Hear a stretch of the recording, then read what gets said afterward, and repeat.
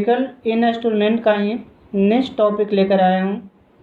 तो आपको बताए होंगे कि ऑप्टिकल इंस्ट्रूमेंट मुख्यतः दो प्रकार के होते हैं। एक का नाम होता है नेचुरल और दूसरा आर्टिफिशियल। तो नेचुरल में आई का सारा टॉपिक खत्म हो चुका है। अब है कि कृत्रिम वाला पढ़ना है। कृत्रिम का मतलब हुआ आर्टिफिशियल। तो आर्टिफिशियल के बारे में आपको बता रहे हैं मेरे दोस्त, यहाँ समझेंगे।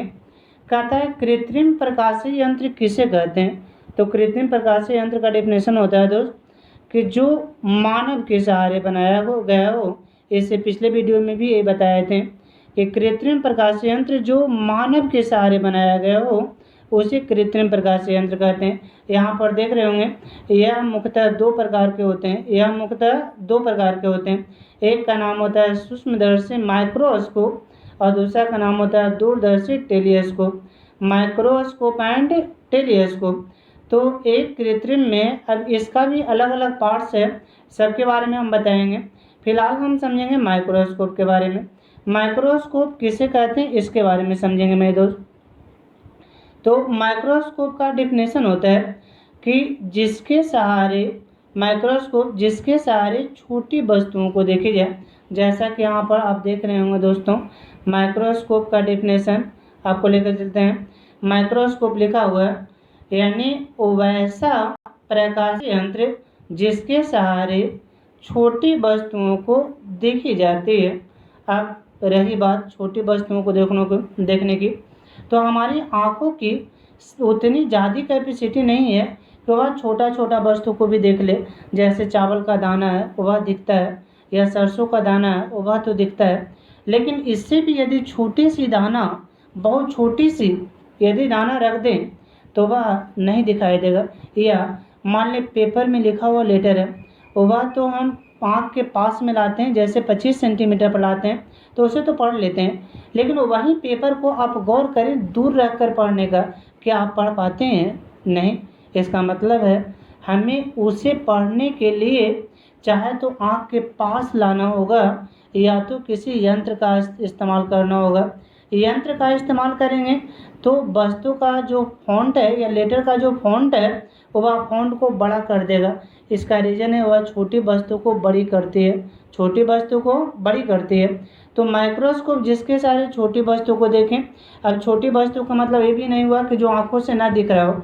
ऐसा भी हो सकता है जो आंखों से ना दिख रहा हो, और ऐसा भी हो सकता है आंखों से दिख रहा हो बट कन्फर्म ना दिख रहा हो, मतलब स्पष्ट दिखाई ना दे रहा हो कि उसे हम पढ़ पाएँ। तो वैसे कंडीशन में भी माइक्रोस्कोप का इस्तेमाल किया जाता है।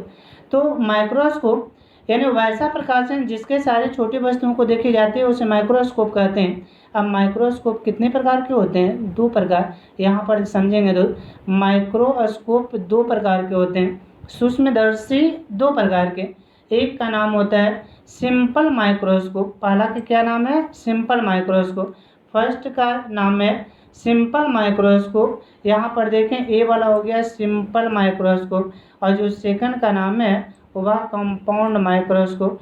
पहला में सिंपल माइक्रोस्कोप और दूसरा में कंपाउंड माइक्रोस्कोप। अब सवाल उठा मेरे दोस्त कि सिंपल माइक्रोस्कोप कहीं किसे कहते हैं। तो सिंपल का मतलब हुआ सरल सूक्ष्मदर्शी। सरल का मतलब सिंपल। सबसे पहले तो आप ये समझें कि हमारी आँख किसी वस्तु को जब देखती है तो सबसे कम आँखों की पावर, मतलब सबसे कम पावर लगाकर कहाँ की वस्तु आँख हमारी देख सकता है। तो याद रखना मेरे दोस्त कि सबसे कम पावर लगा के यदि देखने की बात है तो दूर देखना है तो हमें रिलैक्स फीलिंग होता है, लेकिन यदि पास वाला वस्तु को देखना है तो हमारी आँख पर जोर ज़्यादा पड़ता है। ऐसा आप कल्पना भी कर सकते हैं। जब आप दूर की वस्तु को देखेंगे यानी दूर की वस्तु को देखते हैं तो आपको रिलैक्स फील होता है, मतलब आँखों पर कोई जोर नहीं पड़ता है। लेकिन आप आँखों के करीब लाकर वस्तु को देखते हैं तो आँखों पर सबसे ज़्यादा प्रेशर पड़ता है। रीज़न है कि हमारी मांसपेशियाँ नेत्र लेंस को दबाकर प्रेशर से गोल बना देती है, मतलब उसकी फोकस को कम कर देती है, तब हम उस वस्तु को देख पाते हैं। लेकिन रिलैक्स आँखों से कितना देखी जाती है? तो इन्फिनिटी बताएंगे। रिलैक्स आँखों से कितना देखी जा सकती है? तो इन्फिनिटी। रिलैक्स का मतलब हुआ कि बिना पावर बिना पावर लगाए हुए हम वस्तु को कितना देख सकते हैं, तो इन्फिनिटी। लेकिन सबसे मैक्सिमम पावर लगाकर हम वस्तु को कितना देख सकते हैं, तो इसका राइट आंसर होगा मेरे दोस्त 25 सेंटीमीटर। इसका राइट आंसर होगा 25 सेंटीमीटर। तो अब इसके आगे आपको लेकर चलते हैं दोस्त कि माइक्रोस्कोप दो प्रकार सिंपल एंड कंपाउंड होते हैं। एक के अति छोटी सी टॉपिक है, बहुत महत्वपूर्ण आपको बात बता रहे हैं अभी अभी, यानी गौर करें। बिना पावर इन्फिनिटी, सबसे मैक्सिमम पावर 25 सेंटीमीटर। ये आप माइंड में सेटअप कर लें, चूँकि आगे इसका यूज आने वाला है दोस्त। तो बिना पावर इन्फिनिटी और सबसे मैक्सिमम पावर लगाकर 25 सेंटीमीटर। स्पष्ट हमारी आंखों के देखने की जो कैपेसिटी होती है 25, इसे कैपिटल डी द्वारा डिनोट करते हैं। जैसा हमारी पृथ्वी के लिए स्मॉल जी का मान होता है 9.8 मीटर पर सेकेंड स्क्वायर, वैसा ही डी का मान आप फिक्स मान लें कि डी का मान होता है 25 सेंटीमीटर। डी का मान 25 सेंटीमीटर और यह कब, मैक्सिमम पावर इस्तेमाल करने के बाद। अब आगे चलते हैं दोस्त कि सरल सूक्ष्मदर्शी सिंपल माइक्रोस्कोप।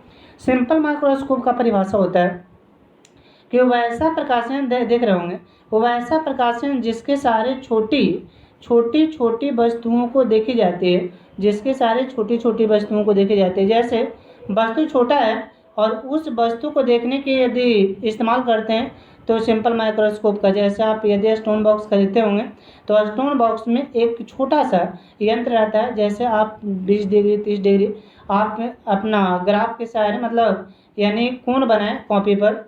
अब उस कोण को आपको सही आकलन करना देखना है, तो इतना छोटा कोण यदि बना है कि आंखों से नहीं दिख रहा है, तो उसमें यह स्टोन बॉक्स में एक प्रकार का सिंपल माइक्रोस्कोप देता है। उसमें एक पकड़ने का सिस्टम बना हुआ रहता है, उसके सारे आप देखें तो आप देखेंगे कि वस्तु कुछ बड़ी दिखती है। जैसे उसको करना क्या है, ये आपका लेटर हो गया, मान लें कि ऐसा एक लेटर हो गया इस रूप में, और ये आपका सिंपल माइक्रोस्कोप इस रूप में पास लाकर ऐसे देखेंगे इसको, यानी इस रूप में जब देखेंगे तो यहाँ लिखा हुआ लेटर छोटा है वह बड़ा दिखने लगेगा, यानी बड़ा कर देता है। बड़ा कितना बड़ा करता होगा, तो याद रखना 9 गुना से ज़्यादा नहीं करता है।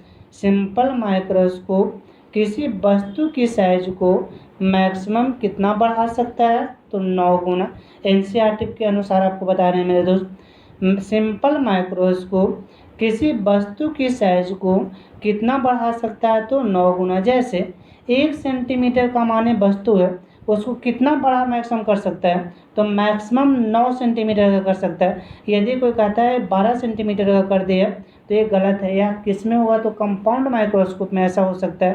कंपाउंड माइक्रोस्कोप 100 गुना 200 गुना 300 गुना 400 गुना, मतलब कंपाउंड माइक्रोस्कोप आवश्यकता अनुसार कितना बढ़ा सकता है, लेकिन सिंपल माइक्रोस्कोप 9 गुना से कभी ज़्यादा नहीं कर सकता है। सिंपल माइक्रोस्कोप 9 गुना किसी वस्तु का साइज को कर सकता है। यदि 1 सेंटीमीटर तो 9 सेंटीमीटर, 2 सेंटीमीटर तो 9 गुना 18 सेंटीमीटर, मतलब मैक्सिमम 9।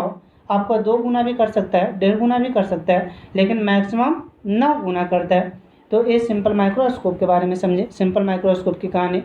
अब सिंपल माइक्रोस्कोप के बारे में यदि कोई कहता है स्टूडेंट कि क्या सर बिना सिंपल माइक्रोस्कोप लगाए हुए भी वस्तु को बड़ा देख सकते हैं, क्या कोई ऐसी तरीका है जिसमें बिना सिंपल माइक्रोस्कोप का वस्तु बड़ा दिखाई दे, तो आंसर बताएंगे हाँ दोस्त है। ऐसा क्यों, ऐसा विजुअल एंगल में आपको बता रहे थे कि जब वस्तु को दूर रखते हैं और दूर से धीरे धीरे ऐसे करके हम पास लाते हैं, यानी पास लाते हैं, तो ऐसे कंडीशन में क्या देखते हैं कि दूर रहता है तो छोटा और पास आता है तो बड़ा। और सबसे बड़ा कब, जब वस्तु 25 सेंटीमीटर पर होता है। आँखों से वस्तु के बीच की दूरी 25, यानी मान लो कि इस रूप में लिंक लिखा हुआ है, ये यदि दिख रहा होगा आपको, लिंक लेसर का पेन है, लिंक लिखा हुआ है। अब माने कि यहाँ पर रखे हुए हैं तो ये लिंक हम नहीं पढ़ पा रहे हैं, इसको क्या करते हैं धीरे धीरे धीरे धीरे धीरे धीरे करके हम इसको पास लाते हैं। और धीरे धीरे जब पास आया तो क्या हुआ, ये वस्तु का साइज बड़ा हो गया। बड़ा हुआ तब तो हम लिंक पढ़ने लगे, इससे पहले हम लिंक नहीं पढ़ रहे थे, लेकिन अब पढ़ रहे हैं। इसका रीज़न क्या हुआ, आँखों के पास जब वस्तु आती है तो ऑटोमेटिक इसकी साइज बढ़ जाती है। एक और आपका एग्जांपल देना चाहते हैं दोस्त, ये कभी आप देखे होंगे, यानी मतलब हवा में प्लेन को उड़ते हुए देखे होंगे। जब प्लेन हमारी सर पर से ऊपर से गुजरती है, यानी कहेंगे अंतरिक्ष में आकाश से होकर जाती है, तो देखेंगे चिड़िया जैसा छोटा सा इतना आकार में दिखता है। लेकिन वही प्लेन यदि हम मतलब हवाई अड्डे पर जाकर देखते हैं तो उसकी साइज कई गुना बड़ा दिखने लगती है। इसका मतलब क्या हुआ, हमारी आँख से दूर है, हमारी आँख के पास है। तो बिना माइक्रोस्कोप को भी आप वस्तु बड़ा देख सकते हैं दोस्त। कब? वस्तु को दूर और वस्तु को पास कर दूर करेंगे छोटा, पास करेंगे बड़ा। यदि हम वस्तु को धीरे धीरे करके पास लाते हैं तो वैसे कंडीशन में बिना माइक्रोस्कोप लगाए वस्तु को हम बड़ा कर सकते हैं दोस्त। तो ये तो आपको बताएं, यदि आपसे पूछा जाए क्या बिना माइक्रोस्कोप को भी वस्तु को बड़ा की जा सकती है, तो आंसर बताना है हाँ दोस्तों। कब? जब वस्तु को पास लाएंगे। कब तक? 5 से 25 सेंटीमीटर। यदि जरा से और ज़्यादा यहाँ पर कर देंगे तो वस्तु दिखेगी ही नहीं। तो मिनिमम याद रखना, मैक्सिमम 25 सेंटीमीटर पर रखेंगे वस्तु को, यानी सर मिनिमम 25 सेंटीमीटर पर आपको वस्तु को रखना होगा।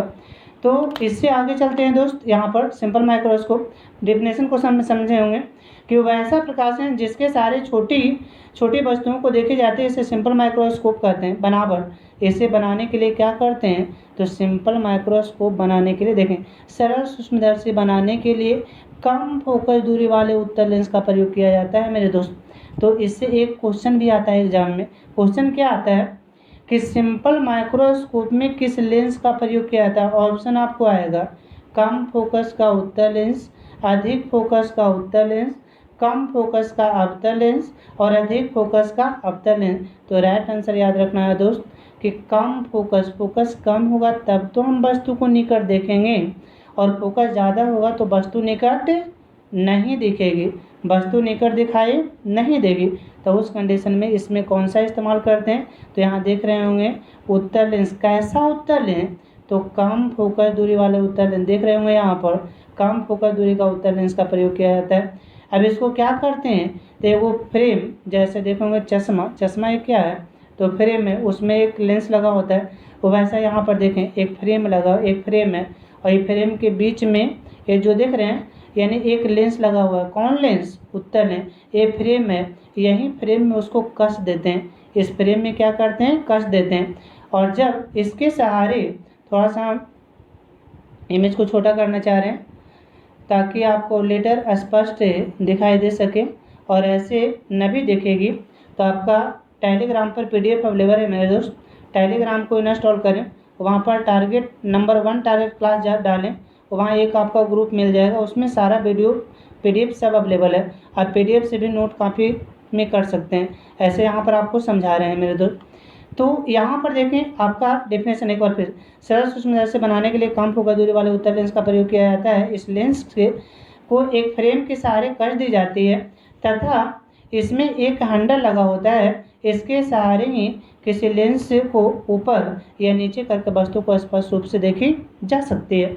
यानी यहाँ पर देख रहे होंगे एक हैंडल लगा हुआ है, और इसी हैंडल के सहारे पकड़कर, यानी मान लो कि इस रूप में एक प्रकार का मतलब कोई लेटर है और यहाँ पर हमको पढ़ना है, तो इसको क्या करेंगे, यहाँ पर ऐसे लाएंगे और ऐसे ही हैंडल है, इसमें लेंस लगा हुआ है, इसके सारे ऐसे करके हम वस्तु को देख सकते हैं मेरे दोस्त।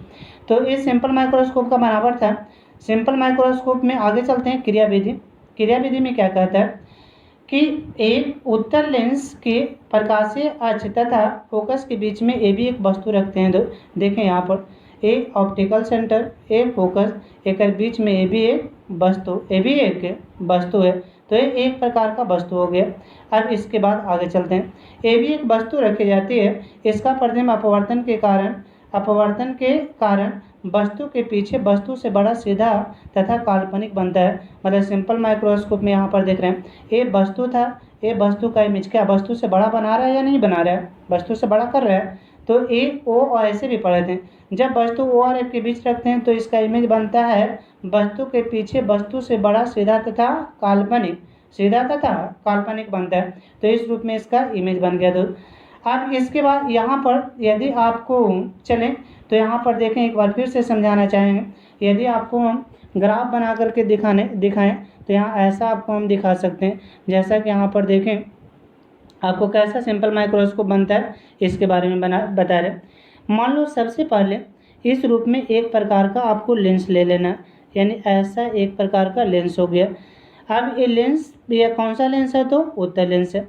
अब इसके बाद हम क्या करेंगे, जो देखेंगे दोस्त, यहाँ पर एक प्रकार का बीच से यहाँ पर जो डालते हैं उसका नाम द्वारक होता है। बीच से जो लाइन खींचते हैं उसका नाम क्या है? द्वारक। बीच से खींची गई लाइन का नाम क्या होता है? तो द्वारक होता है। तो यहाँ पर एक बीच से यहाँ पर लाइन खींच दें, ये क्या हो गया? द्वारक। इसके बाद यहाँ से बीच से रेखा खींचें, इसका नाम मुखच या प्रधान है। ये वाला मुखच या प्रधान है, ये बीचों बीच होगा, यानी यहाँ पर देखें ऐसा, यानी ये मुखच या प्रधानच हो गया। अब इसके बाद यहाँ पर यानी ए ऑप्टिकल सेंटर और फोकस के बीच में यहाँ पर एक वस्तु रख दें। ये हमने एक वस्तु रख दिया। वस्तु का इमेज बनाने के लिए क्या करते हैं? दो किरण गुजारते हैं।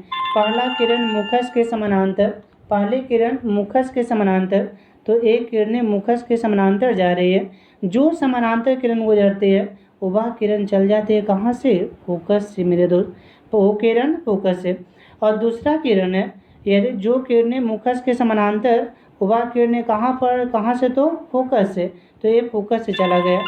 अब इसके बाद आगे चलते हैं दोस्तों, यानी उसके बाद आगे है एक ऑप्टिकल सेंटर से ऐसे चला गया दोस्त।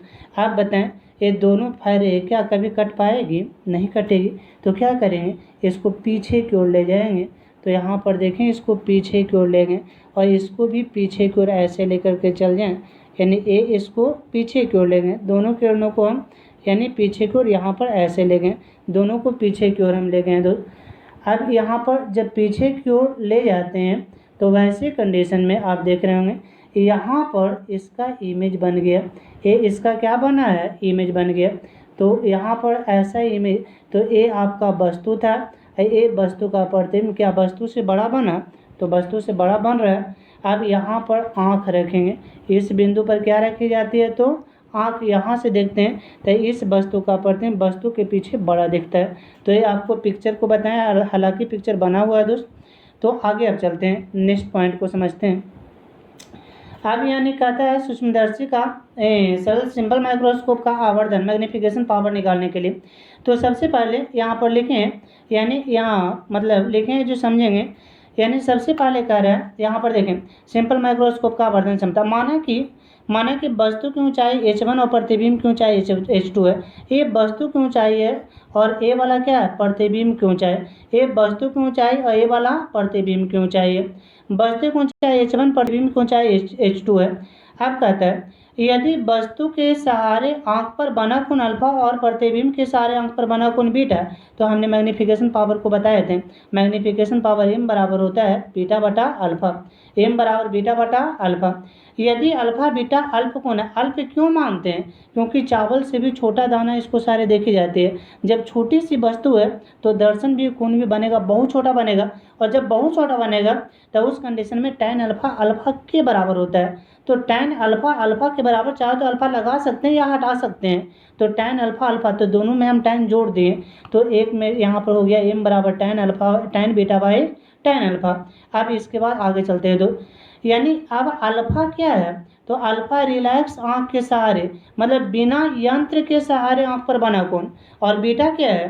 तो यंत्र कौन? Simple microscope. सिंपल माइक्रो एक प्रकार का यंत्र है। तो यंत्र के सहारे आंख पर बना कोण और एक बिना यंत्र के सहारे, तो यहाँ बिना यंत्र के सहारे बना अल्फा और यंत्र के सहारे बना बीटा।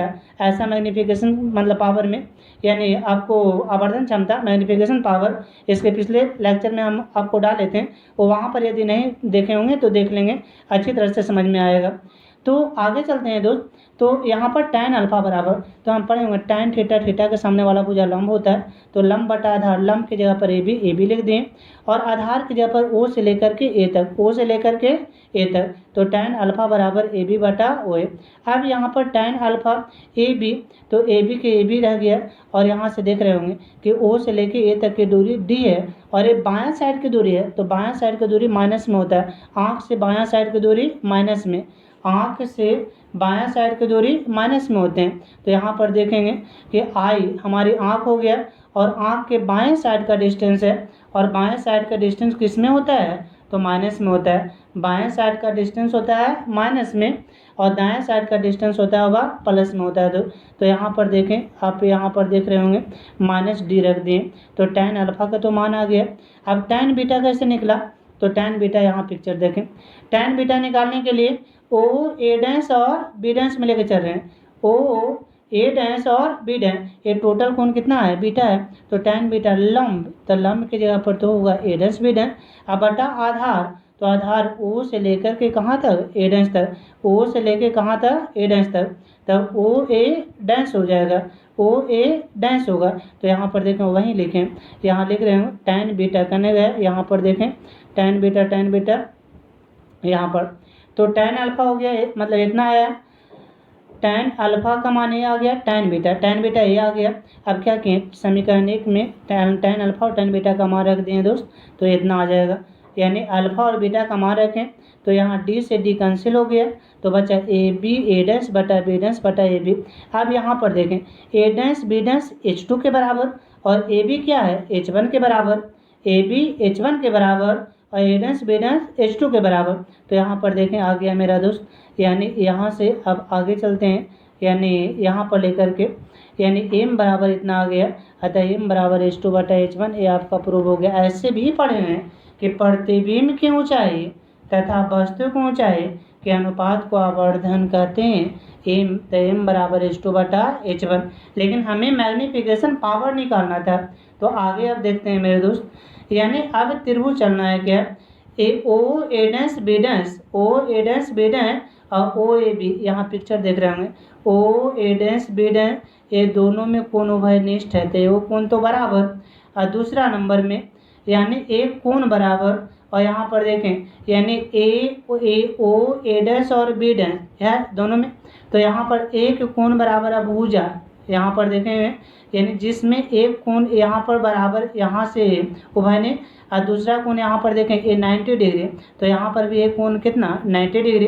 अतः इस कंडीशन में जब दो संगत कोण बराबर है तो वह त्रिभुज समरूप होता है। ये समरूप का रूल है, समरूप का रूल आप पढ़ चुके हैं, इससे पहले भी पढ़े होंगे 9 या 10 क्लास में।